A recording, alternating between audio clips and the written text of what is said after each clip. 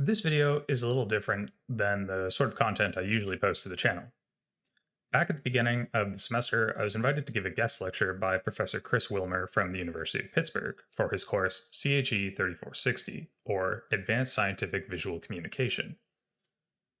Chris and I had a discussion back and forth. He said I could basically present on anything I wanted, and I chose to talk about the idea of proceduralism for developing parametric tools in Blender, or, as I prefer to think of it, node-based community building. This was very specifically chosen with Chris's class in mind, which is catered towards graduate students across a variety of sciences who are picking up some sort of extra communication skill set. In this case, it relates very heavily to Blender, or to general 3D animation, and Chris's outline for the course describes quite a bit more in detail. I was supposed to fit in close to the end, November 16th, as a guest lecture, and bringing in a little bit of a combination of higher level concepts for proceduralism specifically, or modeling in 3D workflows, along with a sense of how some of these skills can impact your career, where they could take you, and to talk about my own experience. I was happy to have the opportunity. It was great of Chris to invite me, and unfortunately at the last minute, because of travel complications, I didn't end up making it. So Chris and I sat down, had a discussion, and basically concluded that it would be fantastic if I could record the lecture, post it online on CGFigures so that everyone would be able to enjoy it, not just his students. So this is essentially that lecture adapted a little bit for the online format. For instance, there are timestamps in the video description, so you can skip ahead. I just wanted to give that context before I get going, because otherwise this would be a little bit jarring for people who are accustomed to the channel. For the outline of this talk, I'm going to start by chatting a little bit about me and my background, how that tied into the CGFigures project and sort of its conception and why it was created the way it was.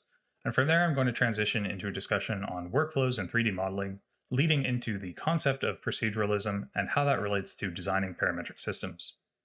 After that, I'll go through a guest showcase, and I'm going to introduce some challenges for consideration. These were really originally intended for the students in Chris's class, but I'm going to open it up to the general Blender community. They are ongoing challenges, and I think they're kind of interesting. Finally, I'm going to wrap up with a bit of a discussion about some additional resources that I'm personally fond of, and a variation of an AMA that I will talk about when we get there. Again, there are timestamps below for those who want to skip ahead. So a little bit about me to start. I am originally from Toronto in Canada, and in the past couple of years, I've moved to Ottawa, our capital city. I did my bachelor's degree and my PhD, both in materials chemistry at the University of Toronto. And even though those are both nominally in materials chemistry, they were very different. My bachelor's focused much more heavily on biochemistry and protein sequencing, with a focus on creating bio-inspired adhesives and anti-fouling strategies.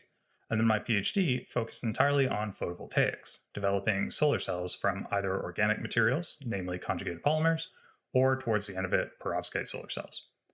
These days, I am the lab manager for the Lessard Research Group at the University of Ottawa, and on a day-to-day basis, my job entails a number of things, from keeping the lab running, contributing to some of the active research that's going on, and I also serve in some capacity as the in-house art director, so I publish a lot of the covers that you see coming out of our group, and many of the more recent papers that have been published by our group contain figures that were made or at least tailored by me to some extent. I am also the founder of a little project called CGFigures, and I'm the co-administrator of the Blender.science Discord. Of course, the main reason I was invited to give this lecture was because of my work on the CGFigures Project, or Scientific Visualization for Working Scientists. I'm going to take a little bit of time to discuss some of the philosophy around why and how I created CGFigures, because it's going to tie into aspects of the talk as we get into it. Initially, CGFigures was intended to be a platform for working scientists and active researchers, and it was really intended to reflect their needs and goals, at least from my perspective. So with that in mind, it was built for beginners who were more focused on just getting a nice figure and not really on learning all the intricate details of graphic design, which is its own field in its own right. And with that in mind, there were a number of things that I wanted to consider. I needed to build everything on a platform that was affordable, because I never really wanted to promote something where students, especially those who I knew were working on a limited budget, would have to pay for something. Or for labs who didn't have access to the same resources that many of us are lucky to have, or some of us are lucky to have. I wanted everything to be open source. There are cases where you may have student licenses or access to something temporarily, such as Maya or Cinema 4D, but eventually that runs out, or you move away, or your collaborators don't have access to that same software. So by having a platform that was open source, sort of in the similar vein to Python, you could share things around the world, and that was going to be really important for building a community. The software needed to be accessible. Not only did that mean you had to reliably be able to access it, assuming you had an internet connection or something similar, but it also needed to be usable and friendly. At the same time, it had to be sufficiently powerful. Scientific visualization covers a wide range of things. Sometimes it's very, very simple. Sometimes it's enormously complex and requires intense computational resources. I wanted something that would span that gamut as much as possible. And finally, the most important thing was that it had to be community driven. And so when I was setting out in early 2019, sort of mid 2019, early 2020, figuring out how I was going to do this, there was only one platform that really made sense to me. That platform was, of course, Blender. And this is borrowed from their download splash screen. It really says everything it needs to. Blender is fully featured. It's free and open source. And the main part was you could be part of it. There was this incredible community. Now, for those who are a little bit more familiar with the timeline of Blender, it's gone through a number of different iterations. I started working with Blender originally in around 2014. I did the same thing many people do, where I downloaded it, opened it up, found the interface horribly intractable, and promptly uninstalled it. However, when one of my student licenses, I believe for 3ds Max, expired in 2016, I picked up 2.78 the following year. It wasn't something that I was comfortable teaching with. I didn't want to build a platform out of it. I honestly found it a little bit unwieldy. However, in 2019, the 2.8 version of Blender released. The user interface got a complete overhaul. It was incredibly fun to work with. And at the same time, the community started exploding.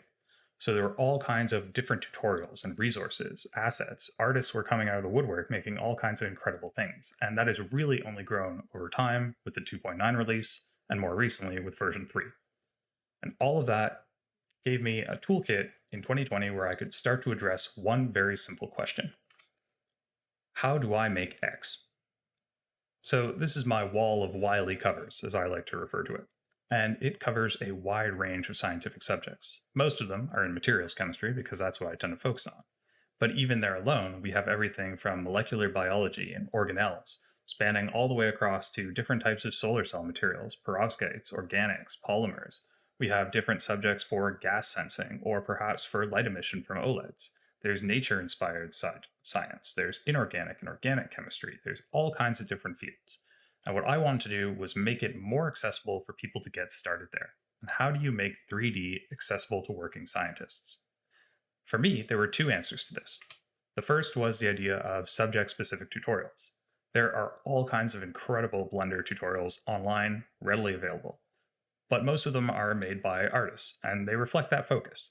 If you're trying to do something where you import data for, let's say, a solar cell, or you're trying to import and manipulate any molecule you can imagine, or create simple device layers, you're not likely going to find tutorials readily available for that.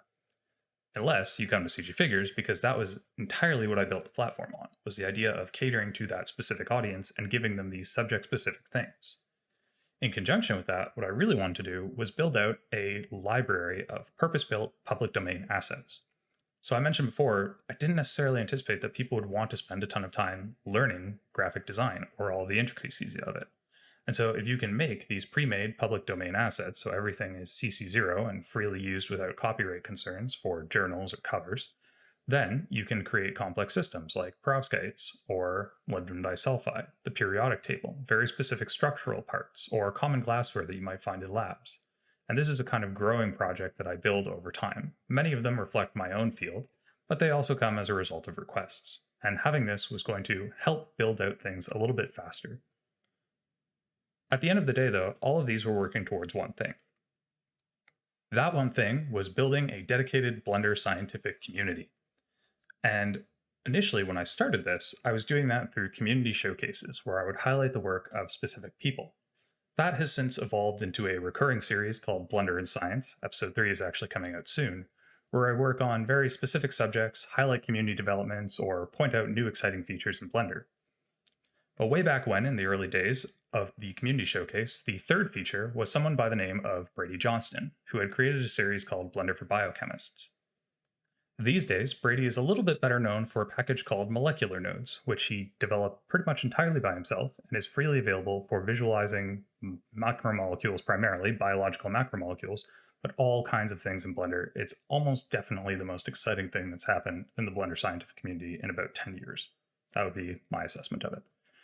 And so earlier this year, at the beginning of 2022, Brady and I sat down and kind of conceived this idea of a dedicated Blender scientific community. And so we started the Blender.science Discord, which currently has about 500 members. And it really does represent the range of sciences, specifically dealing with Blender-specific questions and trying to build out a general community, something that we're working on expanding further as we go into 2023. So you might reasonably ask yourself at this point, what does any of this have to do with proceduralism? And before we get into that, I want to talk a little bit about standard 3D workflows. Now, this is very heavily adapted from a talk by Rohan Dalvi from Side Effects, the company that makes Houdini, and I encourage you to check out his talk if you're interested in some more detailed breakdown of this. But I'm roughly going to outline and describe 3 different standard 3D workflows, namely traditional, parametric, and procedural. The traditional workflow is this idea of building models or materials made for a very specific need. So in this case, we have human anatomy on display. This is actually borrowed from Z-Anatomy, which is a fully open source library of anatomy in Blender, and I'm going to talk about them a little bit more towards the end. But this is commonly associated with sculpting or destructive workflows. You may recognize it from some of the unique topology. You're really building something very specific. It doesn't have to necessarily change too much. Alternatively, there's a parametric workflow, where you have this idea of non-destructive models and materials that have limited parameters, so you can make changes to one part while not destroying anything else. And this is very reflective of engineering workflows. So if you're at all familiar with most CAD design, Fusion 360, SolidWorks, you'll have encountered some version of this. In contrast, we have procedural workflows, and procedural workflows are very different. They're based on the idea of building a set of rules using a specific toolkit and using that set of rules to describe a system that you want. So in this case, you can see I'm looking at all the points on this plane and saying which of them are within a certain distance and then a certain epsilon, if you will, of that distance. All of those points are going to be white. I can then add noise to distort them. And if I want to, I can mix between those different noises. I can also move the point that I'm looking relative to. So at the beginning, it was all relative to the 0 point. And now I'm moving that around. I can shrink, I can expand. The key thing is proceduralism is giving me a lot of flexibility to build out something very customized and very specific. As a fair disclaimer, I really want to note that all of these are useful workflows. So even though I am emphasizing the procedural and the parametric ones in this talk, there's definitely space for all of them. They really all are applicable to scientific work, and there's no necessarily defined benefit to learning one versus the others. That said, I am going to focus on building procedural systems. And for me, the first question there is, how do I build a procedural system? Basically, you just want to break down a visual into its core elements, and then know the basic operations and the tools available to rebuild that thing from scratch. Now, in Blender, there are a lot of tools. But luckily, if we're talking about proceduralism, it's a pretty limited set. In fact, it's not even these 5, it's largely the first 3. So modifiers, shader nodes, and geometry nodes. Animation nodes are something that Blender was exploring a little bit in the past. I'm not sure it's going to survive into future integrations, and SphereChalk is a separate package that is very powerful, but doesn't ship natively with Blender. These days, if anyone is talking about proceduralism in Blender, there's a very good chance they're talking about geometry nodes, which are very simply a visual programming tool for building complex systems. GeoNodes were originally introduced in version 2.9 of Blender. They were completely overhauled in version 3, and ever since then, it's been a kind of non-stop roller coaster of increasingly capable systems. So from when I was originally going to give this lecture, we've already had direct importing of data, either graphs or mesh data, which you can then manipulate fully in Blender. We've gotten a teaser for simulation nodes, which has been used by the community to create all kinds of incredible particle physics solvers, among other things. And we've also got improved instance handling, which just debuted in Blender version 3.4. And this last one, though a little bit technical, boiled down to allowing Brady Johnston to import essentially an entire bacterial cell into one scene in Blender. Over 250 million points reflecting actual data from a cell collected by, I want to say it's called CellPack. And really, it's hard to capture how impressive some of these changes are. But all of this ties into geometry nodes using proceduralism. And at a very simple level, all you're doing is taking some kind of input and you're using it to build me a figure worthy of publishing through this magical little box in the middle. Of course, in practice, proceduralism is not that simple. So I want to use a chemistry example to kind of break down how the process works. Now, some of you may recognize this as the winner of the 1990 Nobel Prize for retrosynthetic analysis. Now, the prize was specifically about reaction schemes and designing synthetic pathways, but the core concept here is this idea of how can I look at this target molecule that I want, so this methyl benzyl ether, and say, I bet I could get that from something a little bit simpler, namely this bromobenzene. And you know what? Bromobenzene, that's still a bit complicated. I could probably get a ton of that from toluene, which is pretty readily abundant. And so once I know that this is where I want to start from, I can then build back towards the more complex thing. And proceduralism is essentially the same process. So we're going to do that for toluene, but visually. And what I mean by that is we have the structure of toluene. And there are some things that I want to note here. First is that this line, which is essentially a carbon-carbon bond, is actually the same length as the radius from any point from the center of this to the edge. We're going to make use of that later. We can say to ourselves, though, you know what? Visually, this is just benzene, but with an extra line on it. And visually, benzene is actually just a hexagon that has inset lines on every other point. Now, if we know a little bit about the tools in Blender, we know that a hexagon is just the default circle. But instead of having the standard 32 points that it starts with to create something nice and smooth, it only has 6 points. And so with that, we actually know that this is where we're going to start from. And like any good retrosynthetic analysis, you then actually have to go to the hard work of building out the thing that you want. And so we're going to speed run that, and then we'll break it down a little bit. We're going to go ahead, grab our default cube, go to Geometry Nodes, add in a mesh primitive circle. We don't want 32 points, we only need 6. We're going to inset some of those points using a transform. We're going to select a series of those points. Which points? Well, we're going to actually just add in a simple selection here. We're going to compare against a modulo of the index. So the index here will modulo by 2, selecting every other point. We're going to make sure we're only selecting edges, and we now have our inset points on every other position. We're going to instance on points. We're going to add in a line. We want that line to have the same radius as a circle. If we see we've got too many of them, so we're going to add a selection here as well on any index, doesn't matter which.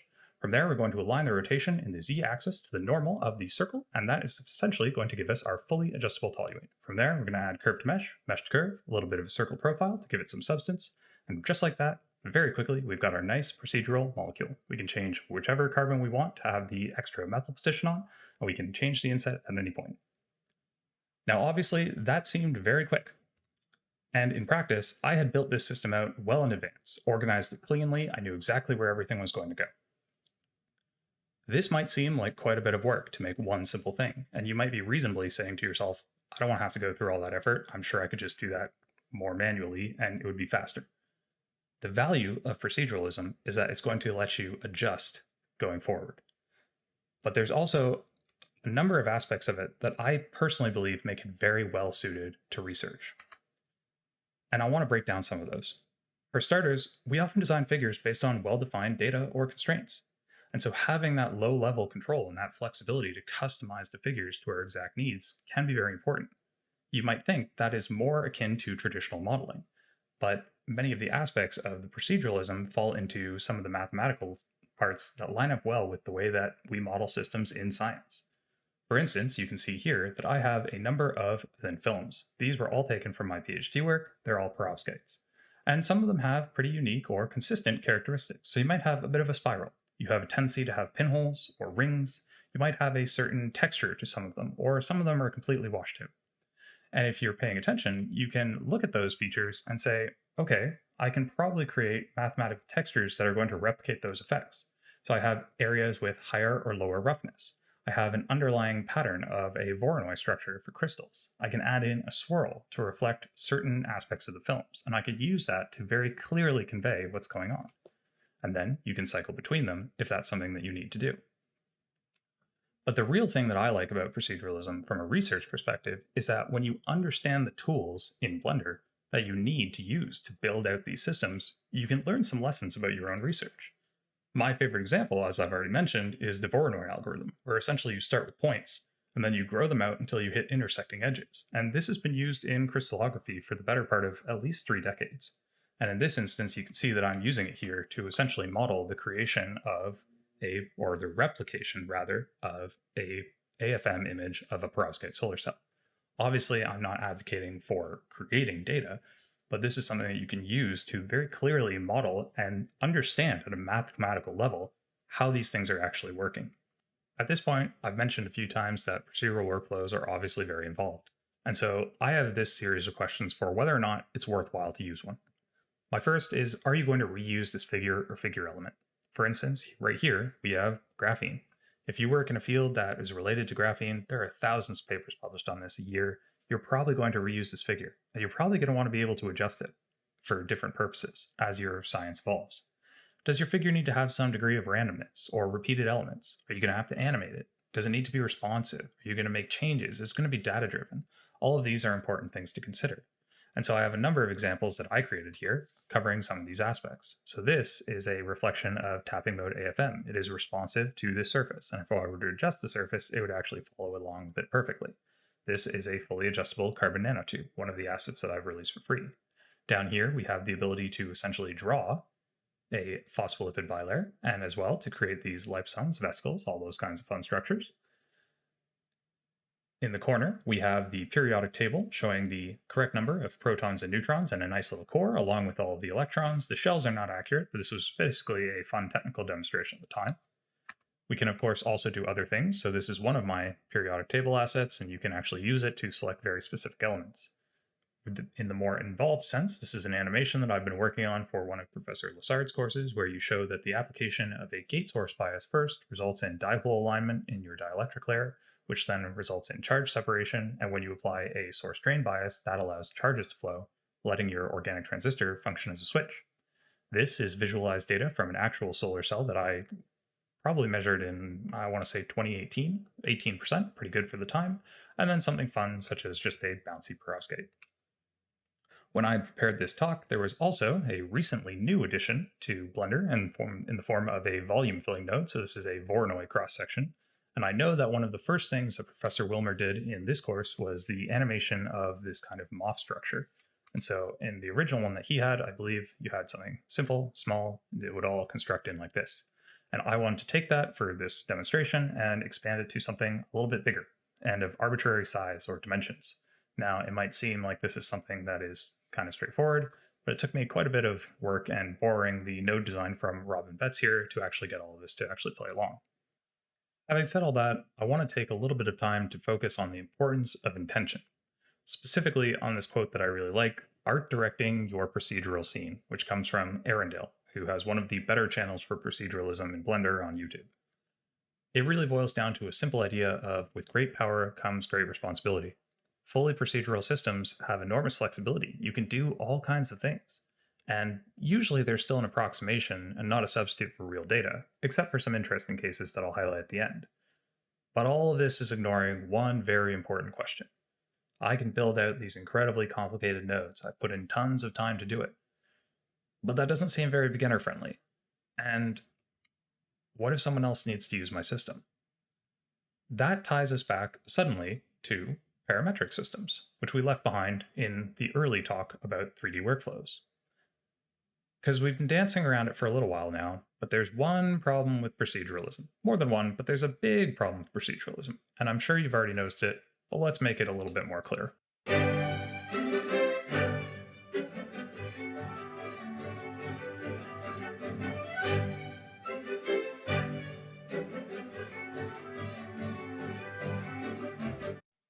Really, when you get down to it, parametric systems are kind of a necessity. Because though you might have a very skilled user base who knows everything about modifying the underlying nodes, what if you want to make that more accessible? In fact, the majority of node-based systems and products in the wider Blender community are parametric. They're less fully functional and capable, but they're significantly better for building out things quickly and especially for building figures. So for example here, we have the perovskite builder that I created. And rather than looking at the underlying nodes, we have all of these nice little parameters that I've laid out and chosen in the panel. And so very quickly, as a beginner, you could say, I want a lattice that's, 3 by 5 with, let's say, 2 units here. It's going to add in the center atoms automatically. I can add in tilt because this is something people in the perovskite community care about. I can change the direction of the tilt or the extent of it. I've got all kinds of other controls. It doesn't have to be a cubic lattice. It could be orthorhombic in whichever direction you fancy. There's also aspects such as, I want to change the ion size because I have to reflect a different system. I'd like the visual aspects to be different, so I'm going to add in a boundary. you have all of this flexibility and all of these controls are readily exposed at your fingertips. You don't have to worry about everything that's going on under the hood. There's also a problem with this though, and it's that parametric systems are, frankly speaking, harder to make. Because for starters, you have to know how to build a procedural system. And then you have to ask a lot of very specific user design questions. What features do users need? What should they have access to? Will they work with this system the way that you would, or the way that you intended? And can you break the system with certain inputs? So at the time when I had originally drafted this, it was not long after Twitter had introduced the idea of verification through $8 a month. And man, did people break that system very, very quickly. So if you can imagine it, having a very complicated node network is not too different in the sense of people will use it in different fashions than you would. They will break it very quickly. And if you're going to release that as something reliable and not just as something, kind of fun for people to explore, it's important to be able to do your due diligence. So I'll remind everyone at this point that this was originally a lecture for a class that had just spent the better part of their semester working on learning Blender for scientific visualization within their own domains. And that was really important because it was the key reason that I wanted to come give this lecture to this group of students. Because as scientists and engineers with Blender backgrounds, they're all, and many of you who are watching, are all uniquely positioned to help build these parametric systems for our community. As domain experts in your respective fields, whatever they may be, you know what tools are useful to the research communities you're part of. And as people who have skills with Blender, you're among the most qualified to leverage the power of these procedural systems for entirely new purposes. And that's something that our community has really tried to do, and we've seen great steps in that direction. It's something that I can only hope will grow further, and it's the reason that I really want to come today, or rather in the past, to Pittsburgh to appeal to everyone to kind of get involved in this if they're interested, because it's something that is going to make scientific visualization better for everyone. And on that note, to reflect some really impressive demonstrations, I was lucky enough to borrow from Thomas Hartman of THIS.ILLUSTRATIONS 2 fantastic systems that he created in Blender. The first for procedural X-ray diffraction, where you can, through all of these side parameters, go through and control things like the diffraction angle, the interplanar spacing. You can actually see things like how the reflection of this X-ray beam is going to come in and when it's going to be constructive or destructive. There are all kinds of other tools built in here as well. So you can overlap the waves. You can actually change the wavelength. So if you don't want to use the wavelength of copper K alpha, you can use cobalt. This has enormous value as a teaching tool, especially for systems where you would never really be able to explain this physically or accurately. And so my kind of favorite example, which I borrowed from Thomas again, is fully procedural atomic force microscopy. I spent the better part of 6 years working with this technique, and it's something that is so incredibly powerful, but really not easy to explain. You already saw my version of it, but Thomas's is a little bit more involved. So you can see that now we have our cantilever with our tip with a nanometer radius likely, that is reflecting a laser into a diode. You can actually see, as you're traversing this surface, what kind of image you'd be getting out of it. And Thomas built in all kinds of controls. You have ways to control the spatial resolution. I could use this to teach how you can actually get a good AFM image or what you need to do it. You don't need to just do nanoparticles. So he built in a way to do kind of meshes or thin films. This is really an incredible demonstration of some of the capabilities of geometry nodes. And I'm going to move from here into the idea of challenges, briefly describe each one. Unfortunately, I don't have visuals for each, but this is something that I really thought was worth highlighting. Thomas is fantastic at this. So the challenges for people's consideration were either problems that I was actively working on or that I knew people in the community were interested in. Blender is not necessarily great in the world of proceduralism. If anything, people would look to Houdini for that more typically. And there are plenty of good resources for that I'd be happy to discuss. But there are challenges, and challenges are kind of fun for people to work on. So for starters, you have the idea of the polymer problem. That's what I like to call it, this notion of how can I take any different set of monomers, any collection that I want, and arrange them so that they all connect nicely along a line. How could I simply draw a line in Blender and have it create my polymer or copolymer and change all the ratios of the different monomers? Responsive field lines. So can I make something where I could actually show the effect of a magnetic field in the proximity of, some other element or different magnet, something like that. Close packing particles is something that I think is going to come with simulation nodes. It's very exciting, but it's just, a simple idea of how can we look at space filling models. Smiles conversion is a more data-related format, so let's look at something other than like a protein database file. Let's take a little bit more of a chemistry approach. proximity snapping. So how could I build out something like an animation of how a network polymerization works for creating something like a gel? Stack Builder is very simply this idea of how can I make a fully adjustable stack where I could say, I want to look at layer 2 in my perovskite device and say that I want that layer to be a little bit thicker and have everything update. There are ways to do this, but it's something that I think hasn't been flexibly addressed yet.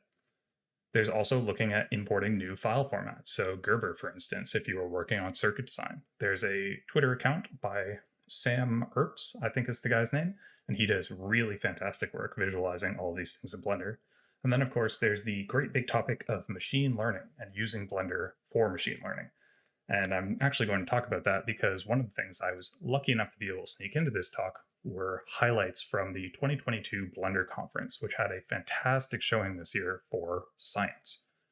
Some of these talks include introducing Z-anatomy more formally, the open source 3D atlas of human anatomy. You saw me use it earlier. There is, of course, our own Brady Johnston's talk on visualizing viruses with the fantastic molecular nodes kit that he created. Then there are these two very interesting talks on training essentially machine learning models using synthetic data generated in Blender. I cannot remember the exact nature of this talk, but effectively, if memory serves, this one was basically following a train along a track and showing what would happen if people were in front of it. So essentially creating real footage for a training algorithm to say, I need to stop, or I need to, honk the horn or something to indicate that there's an obstacle in the way of the train. These last two talks are kind of important because for me, they reflect a degree of community building. Ahmed's talk is really about accessibility and how Blender was transformative for his career in architectural design by making something that he could actually use to acquire a skill set and then work in a field where you might not have access to really expensive software packages. It is something that I think we need to consider as a community. Finally, there's Greg Zoll's talk from Polyhaven. This is much more on the artistic side, but for me personally, it hits a little bit close to home because it's like this idea of how can you make an effective model out of giving something away, about building community and having resources. I want to close out on this idea of learning from artists because hands down, really the majority of exciting work with geometry nodes and a lot of these tools is for the most part being done by members of the artistic Blender community. So having an open mind is really important when you're working with these tools. If you see someone create a really incredible effect, can you break that down to understand what they did and apply it to your own research? For me personally, that ability to look from an artist's viewpoint will not only make you a better communicator, but it will make you a better scientist. Because when you understand the tools, when you take the time and pause to consider, how did I make this? Or how did they make this? And how can I apply it to my own work? It gives you some of that interdisciplinary nature that is really important to traversing a lot of the different sciences and also to communicating between them, because it's a really important part of what researchers do.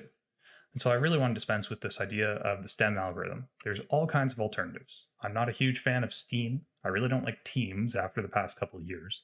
For me, MEETS isn't really the right choice. I personally go with MATES because it's using math, art, and technology to visualize engineering and science. And I like the idea of having kind of a friendly community.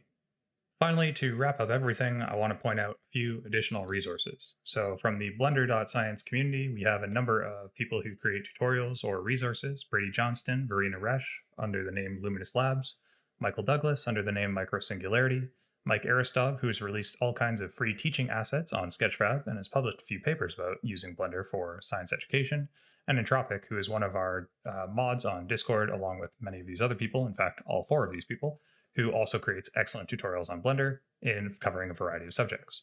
From the Blender artist community, these are a number of different channels on YouTube that I think are perfectly worth checking out. They have really in-depth tutorials with a specific focus on a number of different topics, but all of them cover geometry to some extent, especially Entagma at a more technical level, Erindale similarly at a more technical level, Joey Carlino, Johnny Matthews, all of these people have really, really incredible tutorials.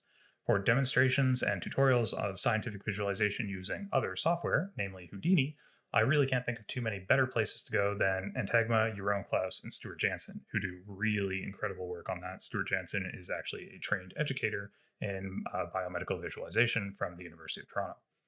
Under the umbrella of scientific visualization, Bobby Broccoli and Branch Education are two channels that use Blender specifically to highlight different things. So Branch Education works on sort of explaining engineering problems. How do motors work? How does your RAM in your computer actually function? at the nanoscale level. And Bobby Broccoli uses Blender to create scientific documentaries, essentially, on a wide range of subjects. Finally, from a last aspect, if you want to get into scientific design or scientific visualization on a more professional level, it's probably worth some time to look at some of the things that Mike Montero has had to say about being a designer in general, and just about advocating for what you're worth and understanding that, because that's not something you necessarily encounter as a scientist, but it's important to know if you're going to get into this professionally. In terms of specific acknowledgments, I first want to thank Professor Chris Wilmer for inviting me in the first place, and obviously the University of Pittsburgh as well. It's really unfortunate that I didn't make it. This talk is not really what I intended it to be in the recorded format. Of course, when you can sit down and record everything and make edits, it really changes the way that you kind of deliver things. And so it's been interesting getting out of my own head to try and not edit this too much.